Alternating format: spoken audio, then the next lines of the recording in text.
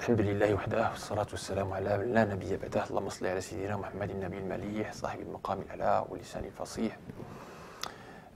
Donc aujourd'hui, on va parler du repentir, at-tawbah. C'est un point très important, c'est un sujet très important, puisque la tawbah, le repentir, est la porte. Dieu nous incite au repentir, ainsi que son prophète sallallahu, puisque l'humain est par constitution pas infaillible. Seuls les messagers et les prophètes sont infaillibles. Nous sommes faillibles. Et donc, de ce fait, on se doit un examen de conscience à chaque fois et une amélioration de notre comportement.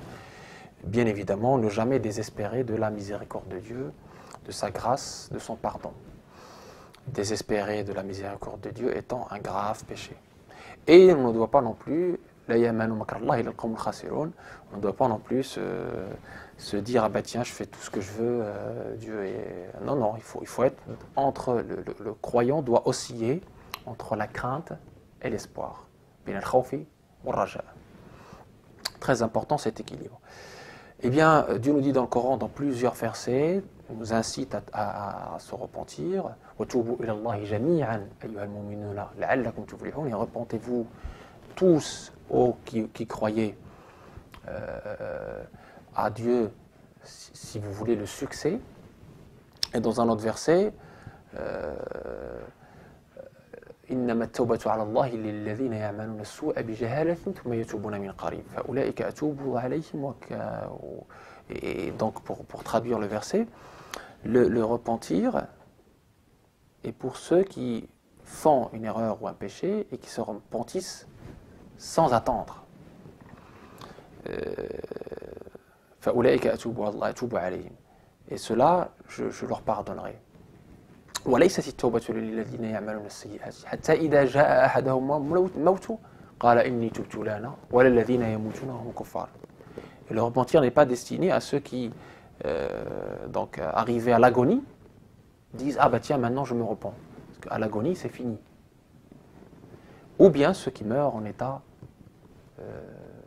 de mécréance, c'est-à-dire ils nient complètement Dieu, donc ils meurent sur cet état-là. Et dans un autre verset, Dieu nous dit Inna Allah la yaghfiru an yushraka bih wa yaghfiru ma duna dhalika liman yasha. Dieu ne pardonne pas quand on lui associe quelqu'un ou quelque chose, mais il pardonne tout ce qui est en dessous de cela à qui il veut. Et je cite bien évidemment ce qu'on appelle Ayat al-Rahma, le verset de la miséricorde, le verset de l'espoir, qui a été révélé au sujet d'un certain Wahshi qui avait tué Hamza, l'oncle du prophète, et aussi Moussaïlima al-Kaddab, donc il avait tué le meilleur des hommes et le pire des hommes. Eh bien, il avait désespéré, il avait presque désespéré quand il était donc, parce qu'avant, quand il était mécréant, il a tué Hamza, et quand il a embrassé l'islam, il avait presque désespéré du mal qu'il avait fait, du tort qu'il avait fait au prophète sallallahu, parce que voilà, il avait quand même tué quelqu'un d'assez qui était appelé le lion de Dieu et de son prophète Hamza. Et donc ce verset a été révélé pas seulement pour lui et pour tous ceux qui sont dans son état, qui ont commis des excès. Et donc Dieu nous dit قل يا عبادي الذين أسرفوا على أنفسهم لا تقنطوا من رحمة الله إن الله يغفر الذنوب جميعا إنه هو الغفور الرحيم. Ô mes serviteurs qui ont commis des excès au détriment de leur propre âme, ne désespérez pas de la miséricorde d'Allah, car Allah pardonne tous les péchés. Il est le pardonneur miséricordieux. Tout. Il pardonne tout du moment, effectivement, qu'il y a les conditions que je vais citer. Donc, qu'est-ce que le repentir et quelles sont ces conditions? Le repentir est défini comme le regret. D'accord? Et les conditions du repentir, on l'a dans la tradition. Ibn Ashir, le grand savant malikite du 15e, 16e siècle, nous les a résumés dans les vers suivants. وَتَوْبَةٌ مِنْ كُلِّ ذَنْبٍ يُجْتَرَمْ تَجِيبُ فَوْرًا مُطْلَقًا وَهِيَ النَّدَمْ بِشَرْطِ الْإِقْلَاعِ وَنَفِي الْإِصْرَارِ وَلِيَتَلَافَ مُمْكِنًا دَا إِسْتِغْفَارِ. Donc le repentir est défini comme le regret. Il est obligatoire immédiatement. Le prophète sallallahu lui-même se repentait à Dieu plusieurs fois dans la journée, alors que Dieu lui avait déjà pardonné tous les péchés antérieurs et postérieurs. Et malgré cela, il se repentait, il disait « Je demande pardon et je me repens à Allah » dans la journée 70 fois. 70 voulant dire l'abondance, parce que chez les Arabes, 7, 70, 700, voulant dire l'abondance. Et dans une autre tradition, 100 fois. Et donc c'est pour nous inciter, parce qu'il est notre modèle, pour nous inciter toujours à se remettre en question et à demander pardon à Dieu et à se repentir à Dieu. Donc, donc la première chose, c'est le regret. Donc, comme condition obligatoire pour que le repentir soit accepté, l'iqla', c'est-à-dire le fait de cesser immédiatement l'acte de désobéissance. De le cesser pour Dieu, c'est-à-dire cette intention pour Dieu, par crainte de Dieu, par pudeur vis-à-vis de Dieu, etc. Donc, cesser immédiatement l'acte dans lequel qui nous a été donc reproché par Dieu. Et et donc la non-persistance, c'est-à-dire qu'on ne va pas persister sur le péché. Il faut toujours revenir à Dieu par le repentir sincère.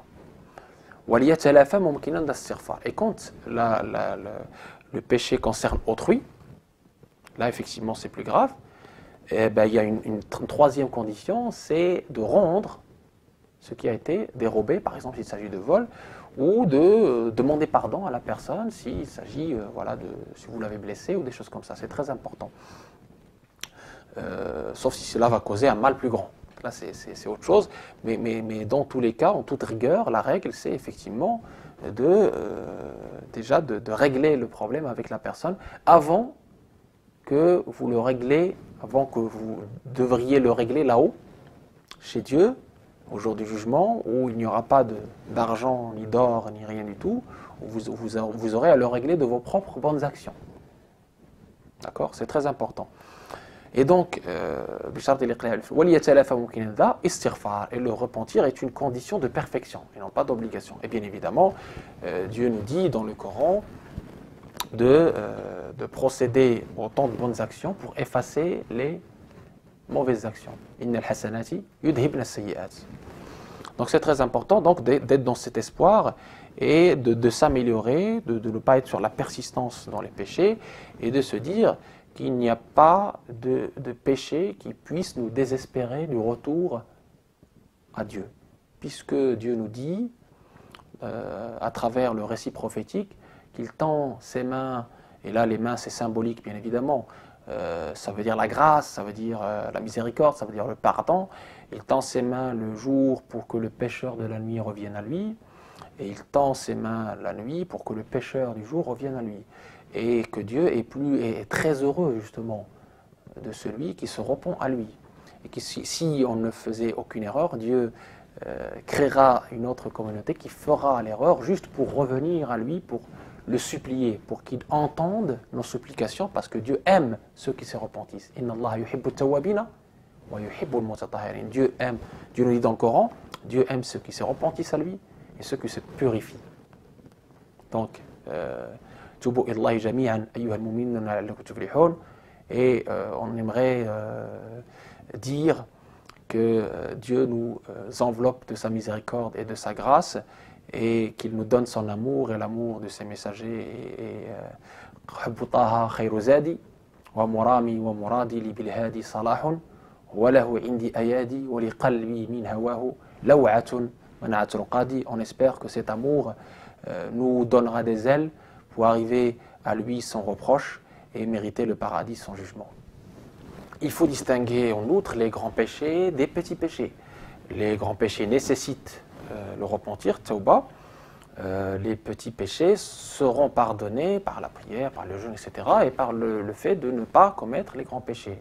Conformément au verset coranique, In tajtanibu kaba'ira ma tunhauna anhu nukaffir ankum sayyi'atikum wa nudkhilkum madkhalan karima. Si vous évitez les grands péchés de ce que vous a interdit, Dieu vous pardonnera les petits péchés et vous fera s'établir sur dans une demeure sublime. Très important, donc, tous les péchés peuvent être pardonnés par le repentir, à condition de le faire avant l'agonie, avant que la mort surprenne. Très important. Donc ça, c'est la première condition. Donc, quel que soit le péché de la personne, y compris le polythéisme, y compris la mécréance, s'il se repent de son péché avant que la mort surprenne, là, alhamdoulilah, Dieu lui pardonnera, Inch'Allah. Mais si la personne meurt sur l'état du polythéisme, là, effectivement, il n'y a plus d'espoir. Donc, maintenant, autre que le polythéisme, si la personne meurt en n'étant pas repenti de ses grands péchés, là, il est laissé à la discrétion divine. Il peut lui pardonner ou ne pas lui pardonner, conformément au verset coranique qu'on a cité. Inna Allaha la yaghfiru an yushraka bihi wa yaghfiru ma duna dhalika liman yasha. Dieu ne pardonne pas qu'on lui associe quelque chose ou quelqu'un, mais il pardonne en dessous de ça à qui il veut. Donc la personne qui meurt, musulman, croyant, qui a commis des grands péchés autres que le polythéisme, bien sûr, et qui ne s'est pas repenti de ses grands péchés, il est laissé à la discrétion de Dieu. S'il veut, il lui pardonne, s'il veut, il le châtie. Donc c'est le sens du verset que je viens de citer. Donc il faut distinguer les grands péchés des petits péchés. Ensuite, la deuxième condition, le soleil se lève de son coucher, là, on ne peut plus se repentir. Donc c'est très important de connaître ces deux conditions donc,